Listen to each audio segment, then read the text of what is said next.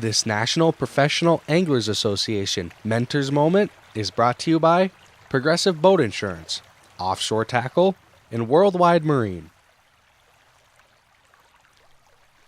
I'm really nervous to be up here talking for a multitude of reasons. Number one is Al Linder, my childhood hero and still my hero to this day, is or was in the audience. Secondly is the bullpen. All these studs, Randy Gaines, Gary Parsons, Chase, Brett King. These are monsters. Ryan Buddy, Jason Shakurit. And then third, look at all the monsters sitting out in the crowd. Each and every one of you has the potential and will probably be kicking all of our tails in a very short amount of time. So for those reasons, I get a little bit nervous, but I get fired up because every chance I get a chance to speak, every time I can get up here and get the mic, I want that opportunity. I'm nervous to do it, but I get excited once it gets started, I let it rip. And you know what the reason for that is that I always wasn't like this. I wasn't always Tommy Skarlis. I grew up as Timmy Scoreless. I was little. My growth spurt didn't occur until after I got out of high school. I got the puck, and when I played hockey, they used to call me Big Bird because at that time I was actually bigger than most of the kids at 11 years old, 12 years old. But when I grew, the rest of the kids all passed me after that. And here I am, I'm clanky, I'm lanky. Some of you may identify with this. You may not be coordinated. Back then, I was entirely uncoordinated. And I'd get the puck and I'd say, I got the puck, I got the puck, I got the puck. And I'd shoot it at the net. And then they'd tell me it was the wrong net. That was your net, Tommy. You just scored a goal for the competition. As I grew up, I realized I wasn't going to be any good at sports because my growth spurt hadn't occurred. And another thing that I hadn't found is I hadn't found confidence. I hadn't found out that if you set your mind to it and you think you can do it, you may not be able to fly. I learned that here about a year ago. But I learned that if you think you're going to do it and if you work hard enough, you're going to do a lot better if you don't. And I was baptized as a Greek Orthodox Christian back when I was little. But then the most important thing I found along the way was my faith in God. And all of this stuff added up to a foundation. So let's go back to Timmy Scoreless. 11 years old, terrible at hockey, picked on, ridiculed. It crushes you. Think of every one of you in here probably has that story. From the youngest anglers in this crowd, the bullies in school, the kids that pick on you, the pecking orders that get established, all the way up to the oldest guy in this crowd. And I'd say it was Al, but it's not. It's probably Gary Parsons. But in any event, we all have a story to be told about having that confidence and trying to take it someplace or not having that confidence and not taking it anywhere. My confidence level actually gets to the point where it's actually, I feel it's kind of sick. I firmly believed for the longest time that since I could sing really good in the car or I could do karaoke, that I could have gone to Nashville and become a country western singer. Probably not. I've had a lot of my friends say, dude, you think you're a much better singer than you actually really are. You have to have that passion in order to fuel you and drive you. So Timmy Scoreless gives up on hockey. The baseball coach, I didn't get on the team. Everybody nowadays gets on the team. Back when I grew up, you either made the team or you didn't. I didn't make the team. And you know what? Nowadays I'm thinking, thank God I got cut. Because I didn't make the team, I got smoked in football in 9th grade by one of the biggest players, hit me in the chin, rung my bell. I'm like, dude, I'm out of this. But I could compete against fish, ducks, deer, pheasants. You put something on the ground and tell me to go get it and bring it back to the tribe for the family meal, and I'm going to go get it. 12 years old, 13 years old, 14 years old, I'm after that critter. So, they used to call me the bullhead boy. All the guys would go out fishing at Clear Lake. We had a little harborage that went out, and I would sit on this cement wall that had water that would wrap around of it because it washed away on the backside. So I'm sitting on this cement wall, and I got my stringer in the pond, and there's bullheads on that. Because I was fishing for walleyes, I was dragging a jig, and a half a crawler or a Lindy rig with a half a crawler, and I'd drag it across the channel real slow. But I had to keep it moving because if you stopped it, one of those scummy bullheads would get on there. But I'd hook the bullheads on the stringer because, of course, I can bring it back for the family meal. And bullheads are actually pretty delicious. They're almost as good as my favorite species to eat, which is sheephead. True story. Bass is like third or fourth. If they were edible, bass anglers would truly have nothing to fish for. But in any event, I like catching them all. I'm putting the bullheads on the stringers. All the guys are going out to fish the lake. And they say, hey, bullhead boy, how you doing? And I'm lifting up my bullhead stringer. These guys are all going out in their big rigs to go walleye fishing. Soon as they leave, I catch a walleye. I put it on the stringer that hangs down the other side that nobody can see. So they don't know about my secret spot. You catching any walleyes? Yeah, I'm catching one every once in a while, which is true. And that's the other thing to remember is always tell the truth. I get off the water. I'm on the winning pattern. One of my fellow contestants comes up and says, what are you doing? And I tell them the truth, and more often than not, they won't believe me. It'll leave their head reeling. They'll walk away and they'll say, man, Skarlis said he was casting shiver minnows and jigging wraps and chubbing, and he can't be doing that. I seen him in this spot, and this is a spot where the truth will set you free. So let's keep skipping through time now. The bullhead boy grows up. I'm dreaming of going fishing. We get in one of our first tournaments. It was a Mariner Spring Classic, and you had to qualify by fishing a tournament during the year previous. And in the year previous, I'm fishing this tournament, and I had read this thing about the grizz snap jigging. I read everything I could get my hands on. I studied everything I could get my hands on. And it's incredible, even now today, I read a lot on the computer, but it's incredible how much more I still absorb by reading paper and print, something you can touch and feel. You can't turn on your computer on the airplane. You can't take it in the bathroom. You might drop your phone in the toilet or the sink. But paper or print is incredible how you can touch it, feel it.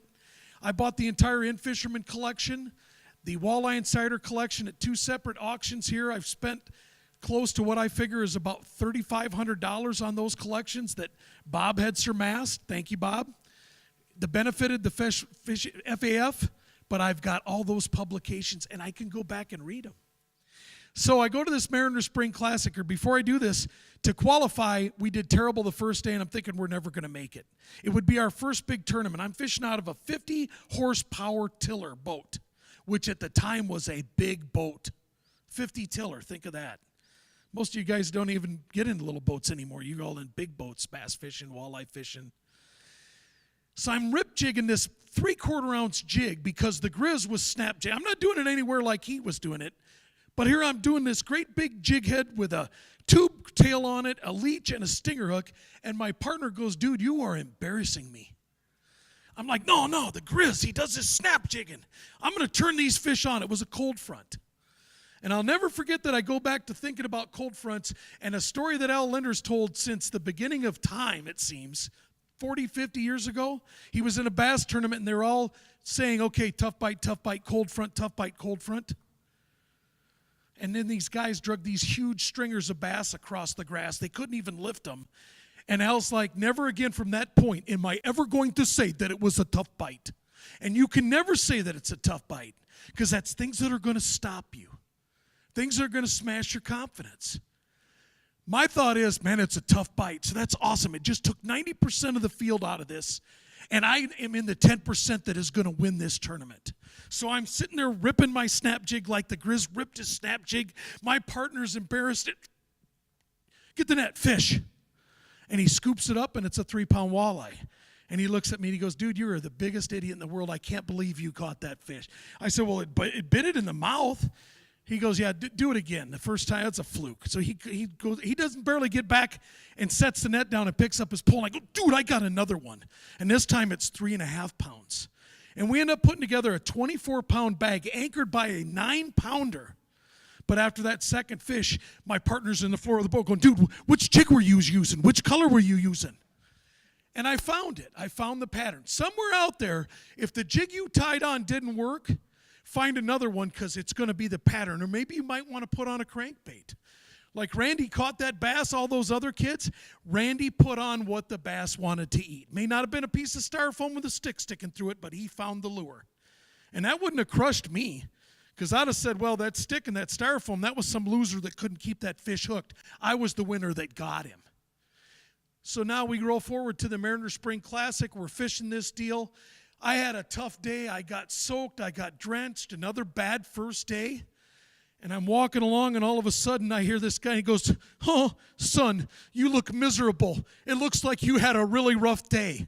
And I look up, and it's Al Linder. And he's in my face. He's right here. My childhood hero. And I got all these questions I'm going to ask him and all these things I'm going to say to him. And you know what I said? Blah, blah, blah, blah, blah, blah. I go back and I tell my partner, dude, I just met Al Linder. Oh, yeah, what'd you say? I said, blah, blah, blah, blah, blah, blah. I said, we're going to go get him tomorrow. Because, you know, I remember in Fisherman, and I remember a TV show of Albie and Amalak, and he marked the fish, and he threw out a marker buoy, and they casted slip bobbers to him. We were Lindy rigging the day before. I says, tomorrow we're going to stay up north. We're not going to pound the boat. We went from one end of Malacca to the other in that 50 horsepower aluminum boat. We got back. The trolling motor had fallen off. We lost a life jacket or a throwable. We had to go buy another net. That flew out of the boat. We were soaked from head to toe. We're staying close. It snowed the next day, and I think it was like May 28th in Minnesota. And that's what you get in northern Minnesota. You get 9 months of winter and 3 months of bad sledding. So we go out the next day. I mark these fish. I thought the unit was on simulator. And I throw out a marker buoy, and I come back over, and I throw out a marker buoy where the reef went up and where the reef come back down again. And we start casting slip bobbers, and we stroked them. I mean, we couldn't keep a bobber in the water. A spot we hadn't fished, there was no one around. That's why we went there. It was a cup of gas from the takeoff. We cash a check. We beat Gary Roach and Mike McClellan, who were fishing together. And boy, I'm telling you, from that point on, Timmy Skarlis is going to be a professional walleye tournament angler. We drive home. Babe Winkleman passes us. Babe drives about 90 miles an hour, talks his way out of the speeding tickets every time. We drive 90 miles an hour to catch him. We wave at him. He waves at us. He keeps going. We slow back down. Shortly thereafter, we see a highway patrol. I'm like, man, I'm glad we caught Babe about 2 miles back. Moving forward, it's always been a race like that. These guys are still my heroes. I still got something to shoot for. I still want to keep moving on. So I enter the Masters Walleye Circuit. We win our first tournament by a miracle in 96. It was at that point, like in 95, I fished with John Campbell, who taught me focus. And that's the other thing, is focus, guys. You will have, and girls, you will have a lot of choices in your life. And those choices boil down pretty much to this. I can talk fishing on the phone with my friends, or I can call sponsors and see what they need for me to make them happy. I can play video games. I am still trying to explain to my kids, man, you got to be careful because you come from me, and I got an addictive personality, and your mom's dad, my dad, it seems like the whole family has this addictive personality, and you got to be careful of that. It can be good, but I would play video games for hours on end, and I'd get done and I would feel guilty. Do you ever feel that? Any of you? You get on Facebook, you get on that phone, you get on the phone with your buddies, you waste 3-4 hours, and afterwards you feel guilty. I think it's what's crushing the nation's self-esteem is this. Phone to the face. You know, hang up and drive. Put the phone down and fish. I see guys out pre-fishing, sitting there talking on the phone out in the middle of the lake while we're all finding fish. I bet you Parsons hardly ever gets on the phone unless it's to call up his son or Keith or somebody and talk about the pattern that's unfolding in front of them. So I'm telling my sons, you got to be careful with these cell phones because, man, and these video games, and so I'm going to show them. And I have my son ramp up Tetris on his Xbox. And I'm playing Tetris, and all of a sudden I look at the clock, and it's 2.5 hours later, and my wife's mad at me because I didn't help out with dinner. I do a lot of the grilling. We cook a lot of sacred venison backstraps on the grill. But I just wasted all that time and I didn't get food going. And that's the other thing. Nutrition is very important. What you put in your body, garbage in, garbage out, is just what you read on that internet. You can read stuff that's very productive. Garbage in, garbage out. Remember that. So anyway, I'm teaching him about Tetris. I waste all this time. I feel guilty, and I'm back to, I can't remember my highest score on Pac-Man when I was little and addicted to it. And we'd spend a roll of quarters every day and be busted, and then I wouldn't have any money to go buy fishing tackle with. I can't remember that highest score on Pac-Man, but I can tell you my first fish, what I caught it on, where it was at. I can tell you my first deer, my first pheasant, my first duck, but I can't tell you my highest score, my first video game, nothing. Because to me, now that I'm at that point, it's all time wasted. I still use my phone a lot. I'm involved in social media. It's very important, but you got to be careful with it. We didn't have that stuff back then. We had to read In Fisherman Magazine, anything we could get our hands on. I'm rolling through. I'm learning from all this stuff. I'm studying it. And then I find out something very important about fishing.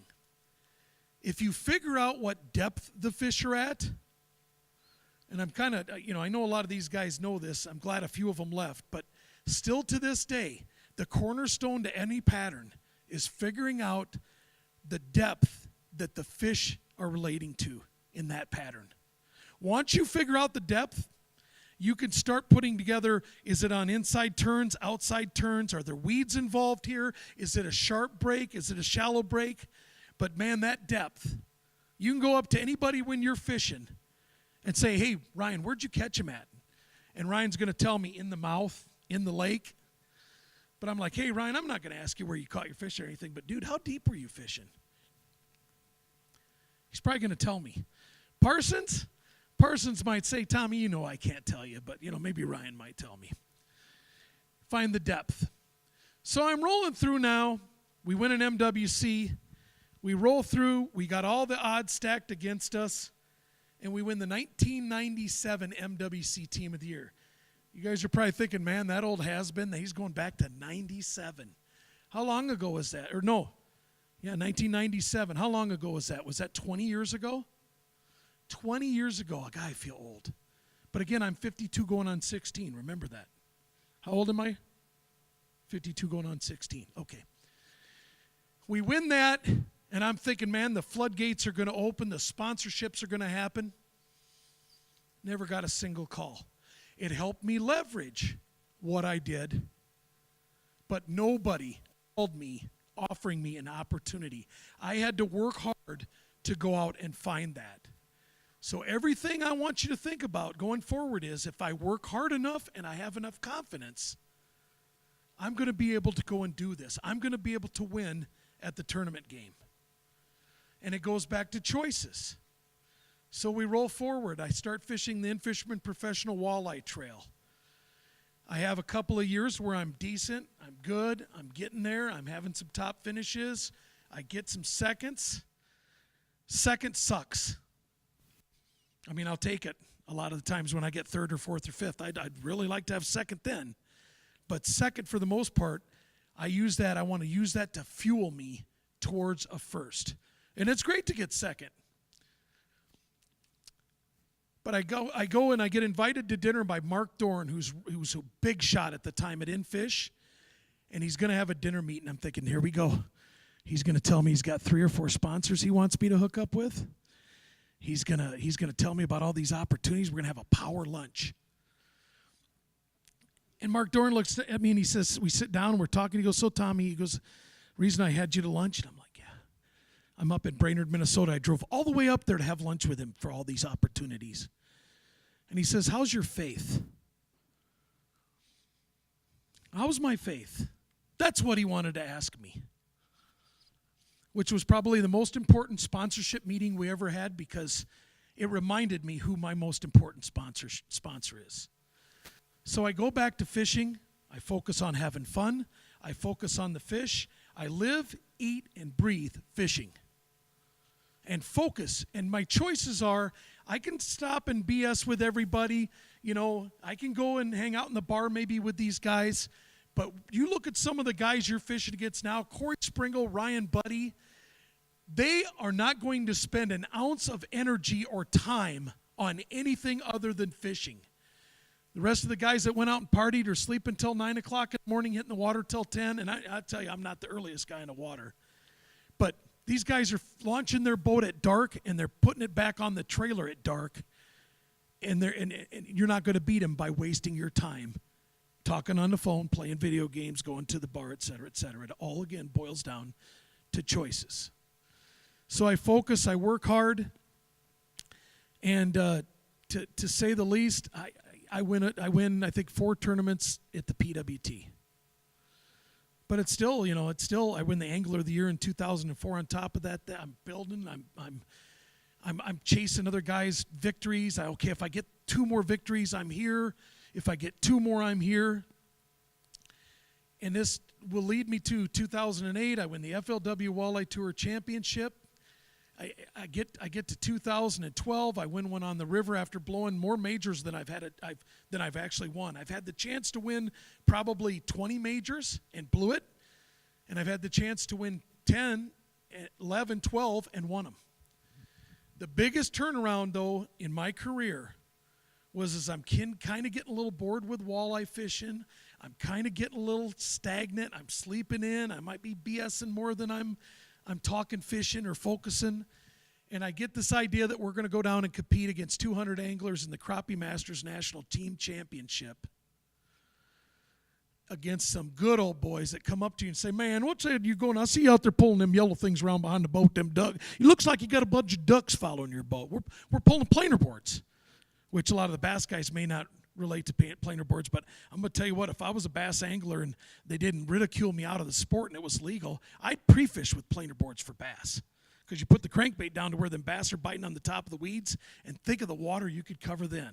I don't know if they let you do that, but if they do, they'd probably give you a bunch of crap about that. But we got a bunch of crap about pulling these planer boards for crappies, and when it was all said and done, we win the Crappie Masters National Championship. So it goes back to what I've always thought. Tom Kemos would have stuck with bass fishing.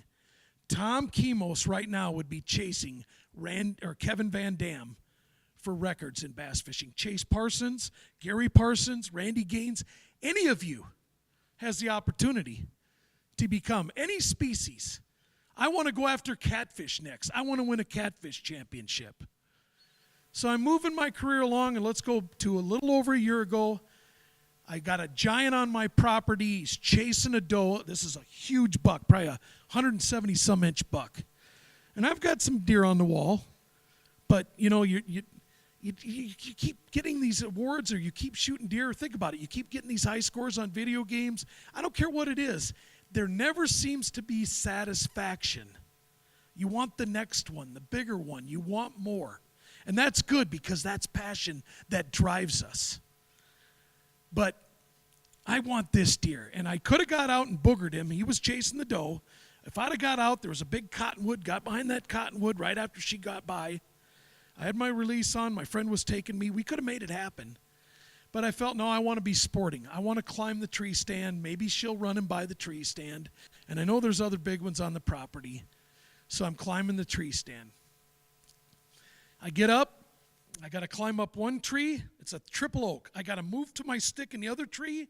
And then I got to go from that tree to the stand, and my feet are 20 feet from the ground, way higher than this. And I'm talking true 20 feet, because the stick's 18 foot, and I'm standing on the stick that's 2 foot off the ground, and I'm climbing into the stand. And I'm looking at the stand going, man, it's a cheap hang-on. I haven't prepared for this season. I didn't practice much with my bow. I did everything I shouldn't have done. And a lot of times you'll kill a big deer doing everything you shouldn't do. You catch and win a tournament doing everything you shouldn't do. But lack of preparation hastily put me in that tree stand. I looked at it and I thought, man, I shouldn't be doing this. It'll be okay. All I got to do is get in a tree stand, get my safety harness on, and I'll be fine. I step in. I got a hold of the tree. Stand breaks now. I'm okay, because I'm strong enough to hold on to the tree stand. Take my hand off, put it in my pocket to get my strap out to hook up my safety harness, and the stand breaks. And I fall 20 feet to the ground. I get flipped upside down. I land on my head, and I break my neck. I'm laying on the ground, and I said, God, I just want to live. I yelled for help first, and then all of a sudden it said, man, you gotta go back to the foundation. You remember when I told you I found God? I said, I just want to live.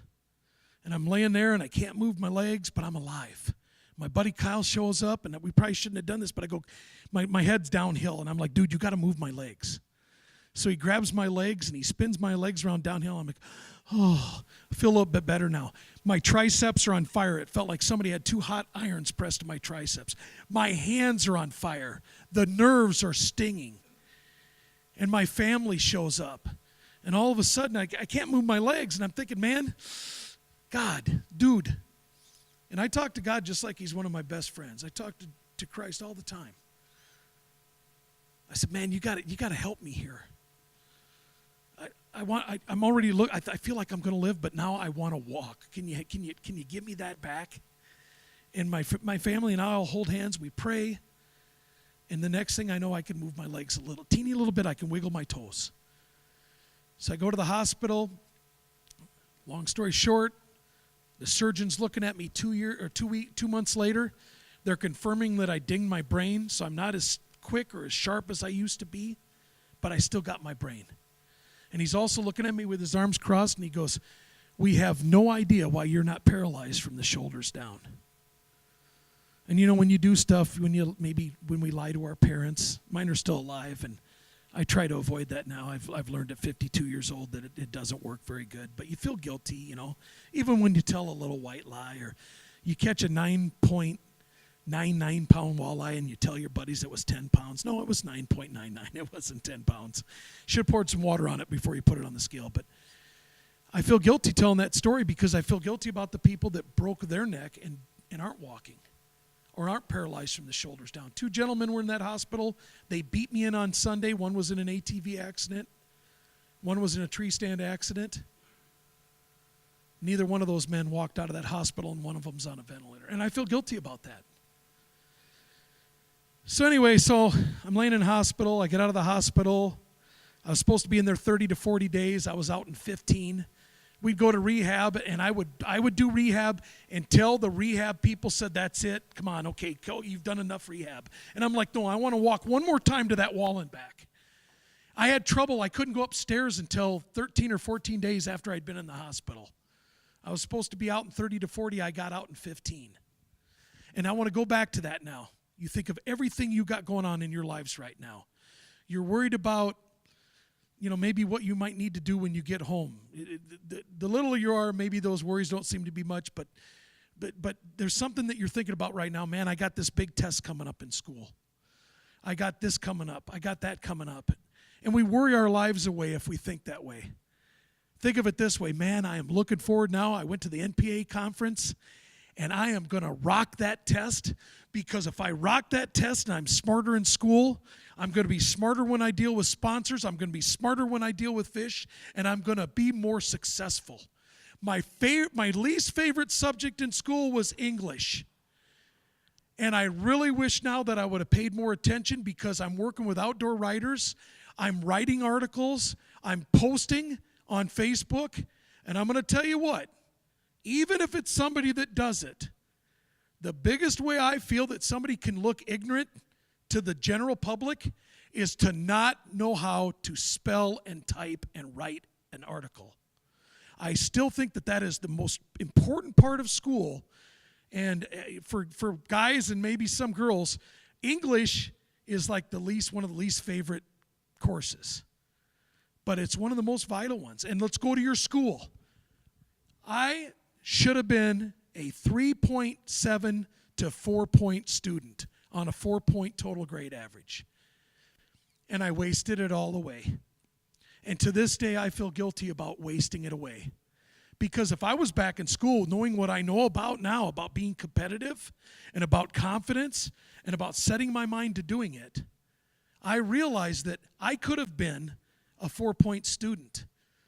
And while most kids are paying off $40,000, $60,000, $80,000 on college student loans, those kids that got a 4-point got either half or all of that college paid for by scholastic scholarships.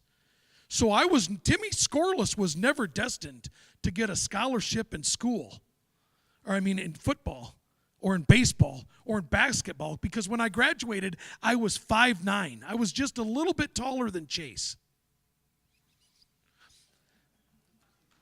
But now I'm 6'2", but it's too late for that. But I could have done it scholastically. So when you think that school isn't important, when you think that one of those subjects isn't important, even home ec, if they still teach y'all how to cook, man, one of the best ways to enjoy a walleye, a crappie, a deer, is that if you know how to expertly cook it yourself, and I'm going to tell you that, I will put my cooking up against anybody in this room. So pay attention to home ec. Pay attention. You be careful, because I'll flip you like a cheese omelet in cooking. So I get out of the hospital. I'm laying at home.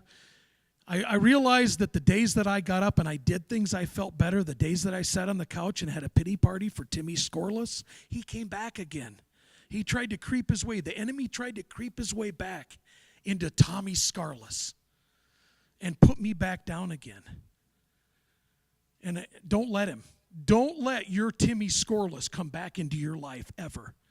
And when somebody tells you you can't do it, you let that fuel you, because I did.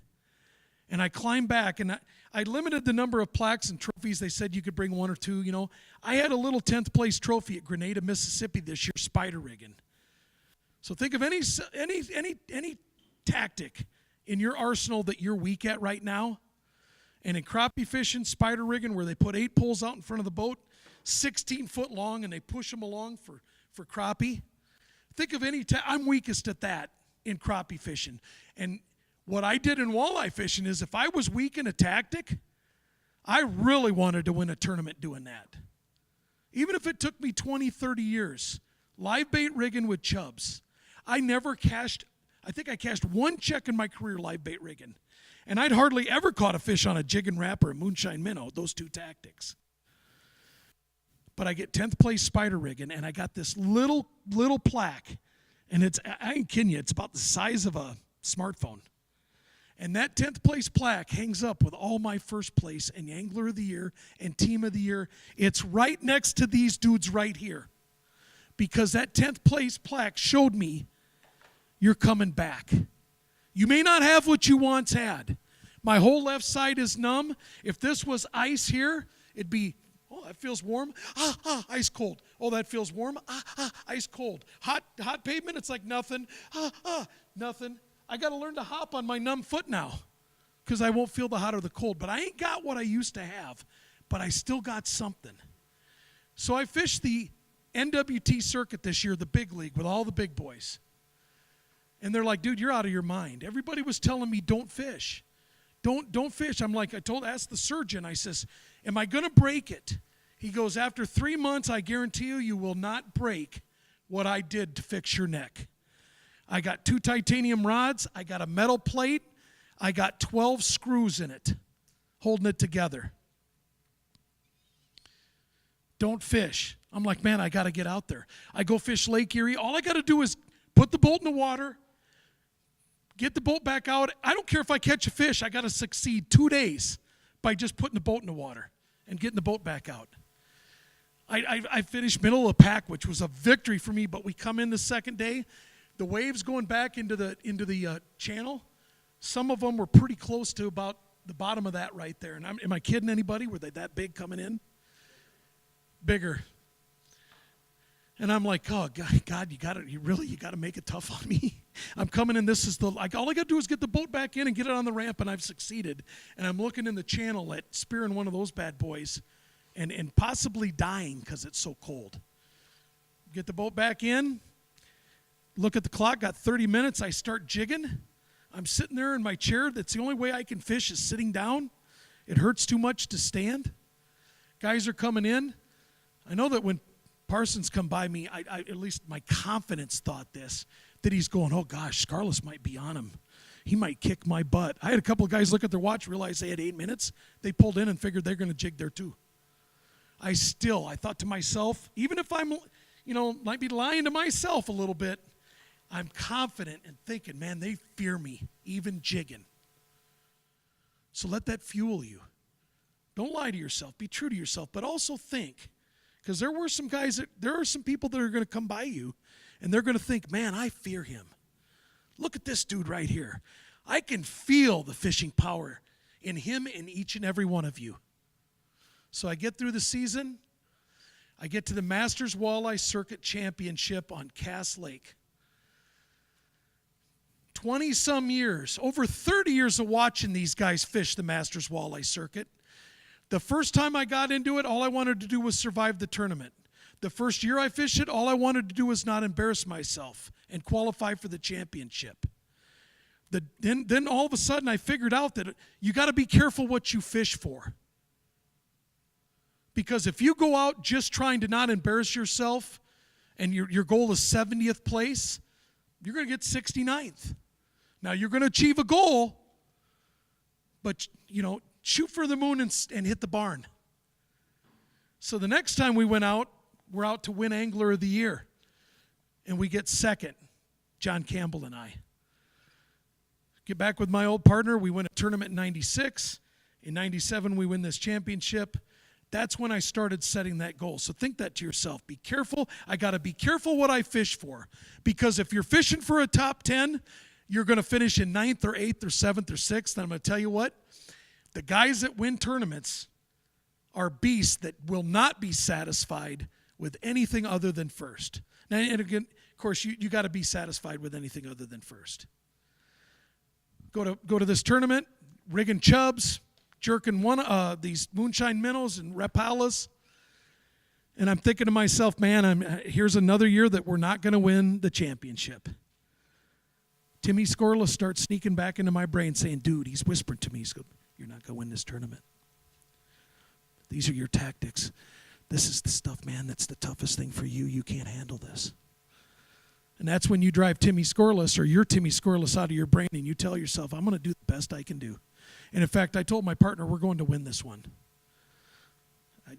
I had to muster up all the courage in the world to say that, but we're in it to win it. And I'm getting ready, and it's the second day. We're in second place after day one. It's the second day. We're getting ready to weigh in. We could have two big fish. The rest all had to be under 20 inches. And our unders weren't that good. We had 4 unders. My partner caught a big one. I dropped the fish that I knew that if I'd have got that fish, we would have won the tournament. Hands down. Would have blown it away. So I'm in line, and everybody's coming up.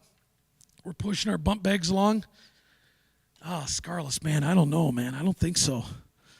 I had 5, 6, 7 guys that know fish, know what the winners had. They already had weighed in. I don't know, man. I don't know, Skarlis. I don't think so.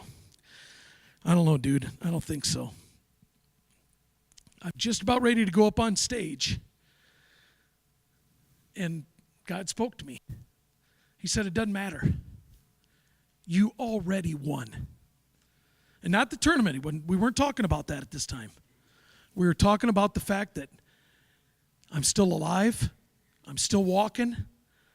I'm still catching fish. Every one of us is so blessed to be able to have that opportunity. So I thought to myself, the pressure's off. I've already won. Now I got to go up there and graciously accept second place, third place, and I got to do it professionally, and I got to do it with class, and most of all I got to do it to try to help somebody out. Because I've been given the gifts that I've been given, and every one of you in this room, no matter what your skill set is, no matter what tools you have in your toolbox, no matter what you got, man, girls, ladies, old guys, young guys, doesn't matter. What you got, we've been given it to us as a gift to serve other people. And lo and behold, we get up on stage, and they said, it's going to take 10.2 pounds to win. I'm like, dude, I got 11 and some change. I know I got 11. And so we win the tournament. We win the Masters Walleye Circuit Championship, a title that I wanted and dreamed of, even just fishing with these guys for over 30 years. So in closing, that's what I want to see, and they keep trying to take trophies away from me. In closing, what I want to share with you is this. Get your Timmy Skarlis out of the boat. Stop that stinking thinking. Careful what you fish for. Have confidence. Work hard at everything you do. A job worth doing is a job worth doing right. And if you want to win the Catfish Championship, the Bassmaster Classic, the NWT Championship, each and every one of you, no matter what your championship is, if you work hard enough and if you apply enough passion and faith to it, you're going to get it. God bless you all.